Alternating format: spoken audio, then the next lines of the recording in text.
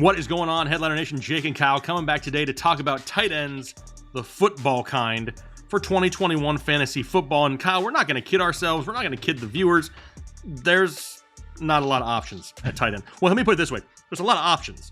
There's only like 5, maybe 6 good options. And then after that is a complete crapshoot at the position. You could either have yourself a top 5 tight end or a top 20. I mean, it's really a volatile position here once again, like it has been for the past few years. There are more options. I will say that heading into 2021, it's just trying to determine who's going to be the guy, when and where. It's going to be a headache here once again.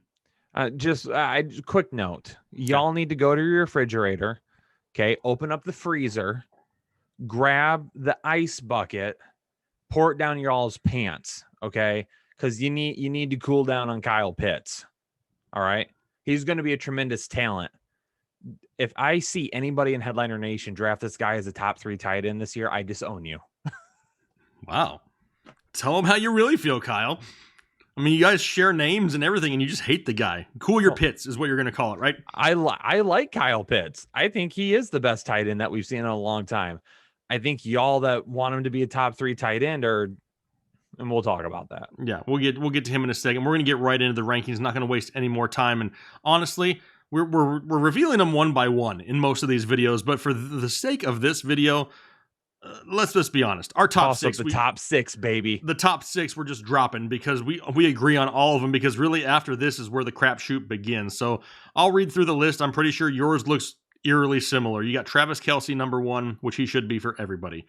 Number 2, we both have Darren Waller. Why do we have Waller higher than Kittle, who's at 3? Waller is going to get a crap ton of targets because there's very little pass catching options in Las Vegas, and we already know that Derek Carr is going to look his way. So Darren Waller is number 2. Number 3, this is where we have George Kittle. We already know what George Kittle is.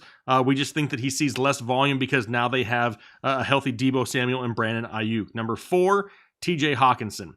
I don't trust Rashad Perryman. I don't trust Tyrell Williams or anybody else that they have in Detroit. The only person that I would ever throw the ball to is TJ Hawkinson. If it were me, he'd have like 250 targets this year because he's the only one worth a damn on their roster.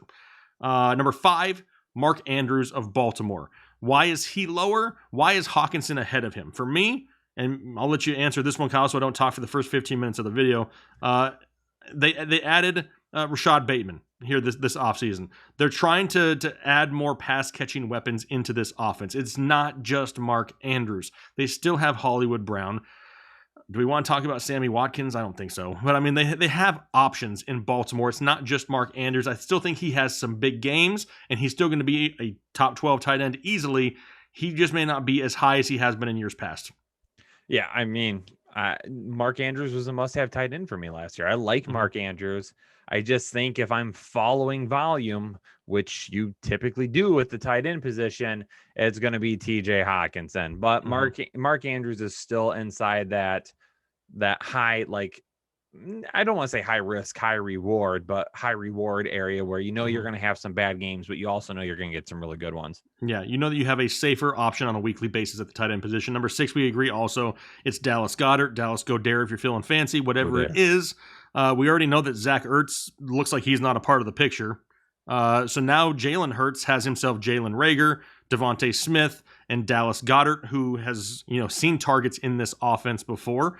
It's an offense that is heavily usage of the tight end. So I mean that's kind of why he's where he is at number 6 as well. He becomes a little bit safer, quote unquote safer, I guess, for the tight end position. But number 7 is where we disagree on the first player. I have Logan Thomas of Washington. You have Noah Fant of Denver. For me, Logan Thomas showed last year that he is a guy who's capable of handling a larger workload. Now, when you go and you look at the pass-catching weapons in Washington, you have Terry McLaurin, you have Curtis Samuel, who was just added to the team. And then after that, in my opinion, the next best option is Logan Thomas. And Logan Thomas there with Ryan Fitzmagic under center opens up some more red zone opportunities, some more deep plays. This is a guy that can make a big play happen from the tight end position. That's why I got him at number 7. Yeah, I mean, Logan Thomas is a guy who showed up very, very early last year in my waiver wire videos. And, I told everybody at that point, hey, you really got to be grabbing this guy. And by the end of the season, I mean, it was targets, targets, targets, targets over and over and over. The reason that I'm going with Noah Fant over Logan Thomas, I've got a couple of people over Logan Thomas. I still think he's going to be in for a pretty decent year, but I do like the addition of Curtis Samuel. I think Diami Brown, who they drafted in the 3rd round, is a guy that could step up. They added Adam Humphries, which isn't, a great addition, but a guy that could play in the slot and potentially take some targets because they did cut him out wide quite a bit last year. And then they have Antonio Gandy Golden, who they drafted in the 4th round last year, who showed some glimpses in college of being a pretty decent playmaker. So just for me, when I look at Logan Thomas, I just don't know if Ryan Fitzmagic is going to be looking his way. I don't really think. I mean, even when Fitzmagic, last year in Miami, Mike Gesicki, it was like he would look his way quite a bit and then he wouldn't look his way at all. So, with the tight end, it's always kind of been like that with Fitzpatrick. It feels like I'm going with Noah Fant just because, with what we got in this offense, we've got a whole lot of weapons. Cortland Sutton's coming off a nasty knee injury, though. So Fant might be that guy to kind of start with. And if Locke is the starter, him and Fant have had a pretty good rapport so far. And I think he's going to continue to kind of be that guy off the bat. All right, number 8. This is where I have Big Bob Tunyon of the Green Bay Packers. You have Kyle Pitts. So here's where you've cooled your Pitts down to number 8. I have him a couple spots lower for me. Robert Tunyon. It's tied to Aaron Rodgers, and I've said this in every single video that we've talked about for rankings. If Aaron Rodgers is not the quarterback of the Green Bay Packers, then he will drop in the rankings. But as of right now, he's sitting at number 8, and I wouldn't be opposed to him being number 7 or so, right there where Logan Thomas is at, because he showed last year that he has the eye of Aaron Rodgers, and he's got the trust of him as well. Big Bob Tunyon sounds like the name of a guy who does a commercial for Brawny paper towel. He makes me want pancakes. Yeah, I feel like he wears like a lot of plaid. Yeah, there's a lot of flannel involved. Yeah, a lot of flannel, a lot of plaid. He goes from chopping down trees in the forest to, flipping flapjacks. Yeah, in the kitchen. I totally see that, 100%. Yeah, absolutely. Kyle Pitts, I do have at number 8. Just because the dude's uber talented, they're going to find ways to help the guy win. But again, I'm not having him much higher because when is the last time you saw a team finish with like 2 top 10 wide receivers and a top 10 tight end? It just doesn't happen. Okay. You're not going to have it happen that often. Kyle Pitts could even go a little bit lower for me. As of right now, I'm putting him right here until the season kind of plays off. Maybe we do see Julio Jones traded. There's been some chatter. I don't think it happens, but maybe it does. With Bob Tunyon, I think a lot of it's going to be based around touchdowns. And, I don't love banking on guys solely out of touchdowns, but at the tight end position, you take what you can get. Yeah, absolutely. Sometimes they just score 1 reception for 6 yards and a touchdown. They could find themselves inside the top 12 for the week. So it doesn't take a whole lot. For number 9, this is where I have Noah Fant. I had him a few spots lower because of the return of Cortland Sutton and Jerry Jeudy in his 2nd year.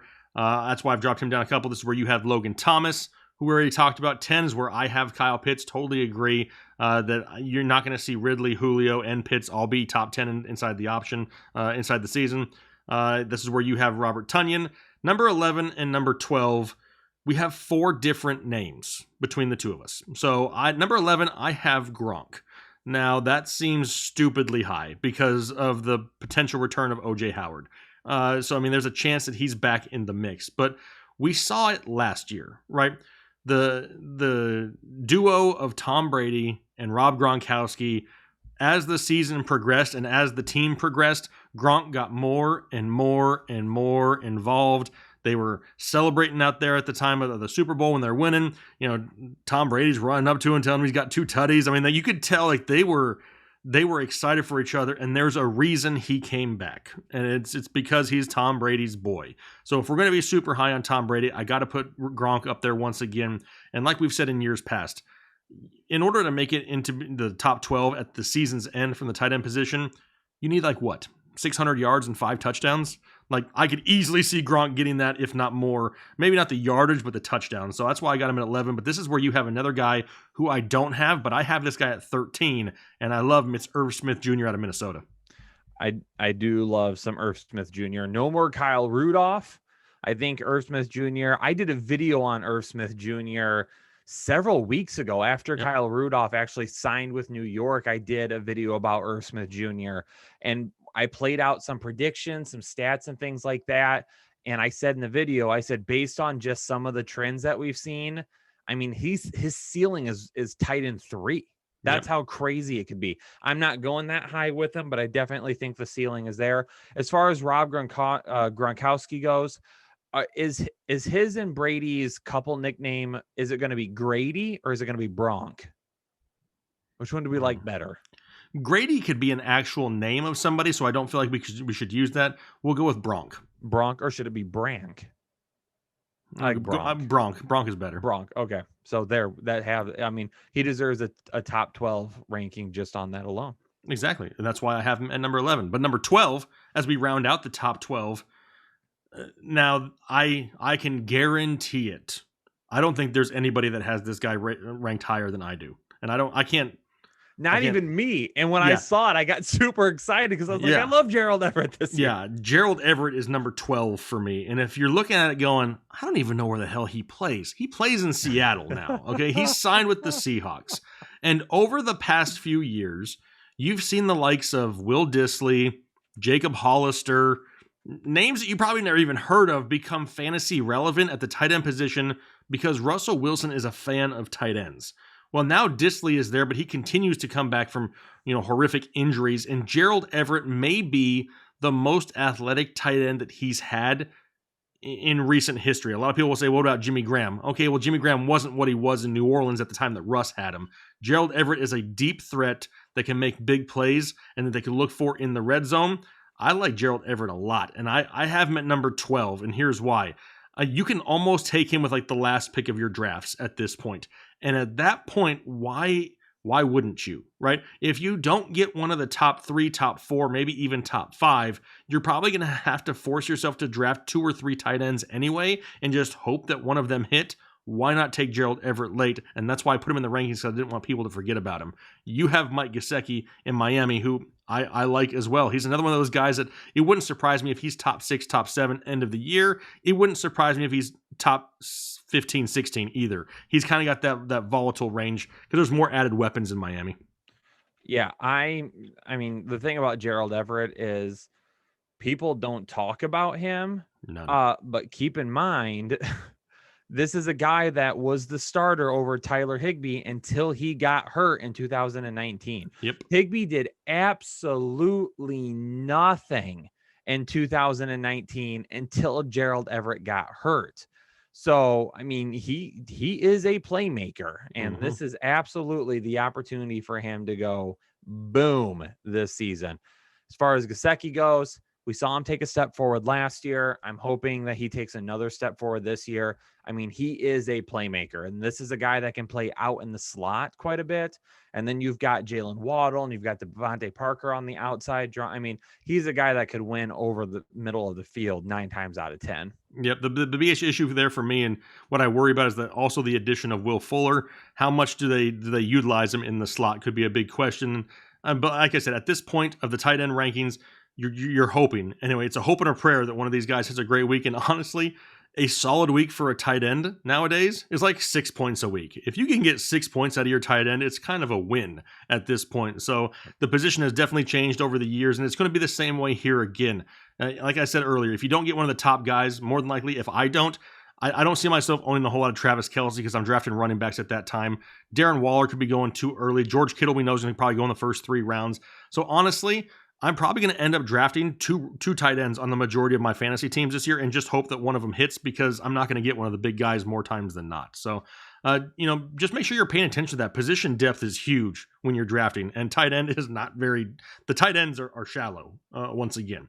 At least the safe tight ends are shallow. It might be even worse this year because we lost a couple of really good potential options in Jonnu Smith and Hunter Henry. So thanks a lot, Bill Belichick, you a-hole. And way to go, a-hole. Anyway, Those are the top 12 tight ends as we see them right now. We know you probably disagree on some of them, and that's perfectly fine, right? We don't want to agree on everything, because then content gets boring, but we want to know what you think.